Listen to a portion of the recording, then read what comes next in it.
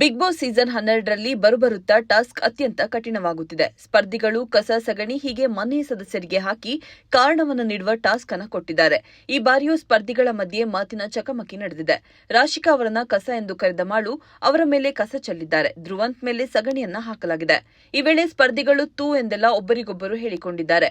ಮಾಳು ಅವರು ಧ್ರುವಂತ್ ಅವರಿಗೆ ಸಗಣಿಯನ್ನ ಹಾಕಿದ್ದಾರೆ. ಅದಕ್ಕೆ ಸುದ್ದಿ ಅವರು ಮಾಳು ಅವರಿಗೆ ನೀವು ಕ್ಯಾಪ್ಟನ್ ಮಾಡಿದ ಪರಿಣಾಮ ಎಂದರು. ಅಷ್ಟೇ ಅಲ್ಲ, ಮಾಳು ಅವರಿಗೆ ಆಟವೇ ಅರ್ಥ ಆಗಿಲ್ಲ ಎಂದು ಸುದ್ದಿ ಹೇಳಿದ್ರು. ಅದಕ್ಕೆ ಮಾಳು ಅವರು ಆಟ ಅರ್ಥ ಮಾಡಿಕೊಳ್ಳದಿರುವಷ್ಟು ಹುಚ್ಚ ನಾನಲ್ಲ ಎಂದಿದ್ದಾರೆ. ಬಳಿಕ ಬಿಗ್ ಬಾಸ್ ಮನೆಯ ಕಸ ಎಂದು ರಾಶಿಕಾ ಅವರಿಗೆ ಹೇಳಿ ಕಸ ಚೆಲ್ಲಿದ್ದಾರೆ. ಈ ವೇಳೆ ತೂ ಎಂದೆಲ್ಲ ಸ್ಪರ್ಧಿಗಳು ಒಬ್ಬರಿಗೊಬ್ಬರು ಜಗಳ ಮಾಡಿಕೊಂಡಿದ್ದಾರೆ.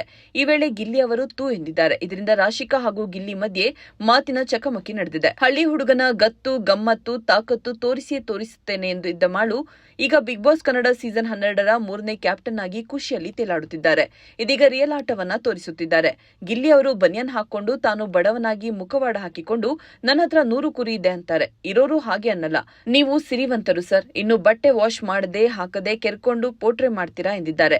ಗಿಲ್ಲಿ ಬಡವನಂತೆ ತೋರಿಸಿಕೊಳ್ಳುತ್ತಿದ್ದಾನೆ, ಬನಿಯನ್ ಹಾಕಿ ಓಡಾಡುತ್ತಿದ್ದಾನೆ. ಗಿಲ್ಲಿ ನಟನ ಬಳಿ ಇರೋದು MG ಹೆಕ್ಟರ್ ಕಾರು, 100 ಕುರಿ ಕೂಡ ಇದೆ. ಆಗ ಗಿಲ್ಲಿ ನಟನ ರಿಯಲ್ ಫೇಸ್ ಗೊತ್ತಾಯಿತು ಎಂದರು ಧ್ರುವಂತ್. ಹೀಗೆ ಹೇಳುತ್ತಲೇ ಗಿಲ್ಲಿ ನಾನು ಬಡವ ಅಂತ ಯಾವಾಗ ಹೇಳಿದ್ದೆ ಅಂತ ತಿರುಗೇಟು ನೀಡಿದ್ದಾರೆ. ಬಡವ ಮಾತ್ರ ಬನಿಯನ್ ಹಾಕ್ತಾನಾ, ಬೇರೆ ಯಾರು ಹಾಕಲ್ವಾ? MG ಹೆಕ್ಟರ್ ಇರೋದು ಹೌದು, ಅದು ಸೆಕೆಂಡ್ ಹ್ಯಾಂಡ್ ತೆಗೆದುಕೊಂಡದ್ದು. 100 ಕುರಿ ತಂದು ಫಾರ್ಮ್ ಮಾಡಬೇಕು ಅಂತ ಅಂದುಕೊಂಡಿದ್ದೆ, ಆದ್ರೆ ಇನ್ನೂ ಕುರಿ ತಂದಿಲ್ಲ ಎಂದಿದ್ದಾರೆ. ಅಷ್ಟೇ ಅಲ್ಲ, ಮಲ್ಲಮ್ಮ ಜೊತೆಗಿದ್ದು ಮಲ್ಲಮ್ಮ ಅವರನ್ನ ಕಳಿಸಿದ್ರು. ನಂತರ ಚಂದ್ರಪ್ರಭಾ ನೋಡಿ ಮುಂದೆ ಅವರ ಜೊತೆ ಇರುವಾಗ ಹುಷಾರಾಗಿರಿ ಎಂದಿದ್ದಾರೆ.